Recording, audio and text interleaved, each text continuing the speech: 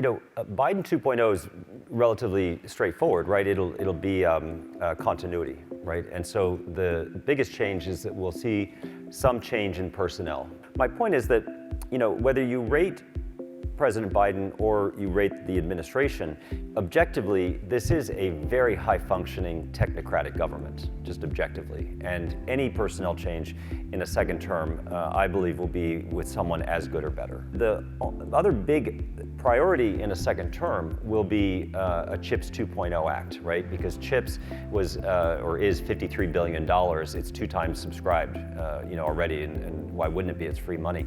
So I think we'll see more of an emphasis on securing our supply chains, more on these national security issues, and some legislative work around that, because it was very, very bipartisan. If President Trump wins, Trump 2.0 is much more interesting to be thinking about, right? Here are the changes that at a high level I'd be focused on.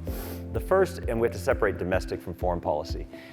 In terms of domestic policy, the single biggest change is in the oil and gas sector. Is in the energy sector. I think this is underappreciated, actually. Over the course of Trump's 4 years, the transformation that we will see, the biggest transformation, is that the United States will become a much larger producer and exporter of oil and natural gas. Today, the United States is the largest exporter of LNG in the world. We're also the largest producer of oil. We're not the largest exporter. Under Trump, we'll be even more of both, by the way. And the reason I say that is, as executive, he has really a lot of unilateral authority to make that happen. And it's all about U.S. Energy security and national security, right? And therefore has huge implications for the price of oil. I would argue, I think in that scenario, the price of oil trades in a lower range, at which point OPEC Plus either accepts the lower price or has to put in more supply cuts, either of which has huge budgetary implications for OPEC Plus countries, by the way. On foreign policy, really quickly, at a high level, here are the big changes. He's running on 10% tariffs on all goods into the US, 60% on Chinese goods. Not gonna happen. It'd be instantly inflationary. It would shave about 1.5%, 2% off GDP. What we should expect is increased trade tension with the EU, and I think the trade war with China it intensifies a little bit, but it's already pretty bad, right? So I just want to put that out there. Secondly, he's running to take us out of NATO.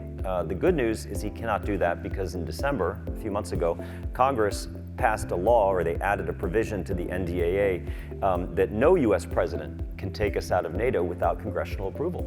In Singapore, there is a widely held view that Trump will be much better for US-China relations. The thinking, which was a bit of a surprise to me, the thinking is he is a business person and he's transactional and he will want to improve relations.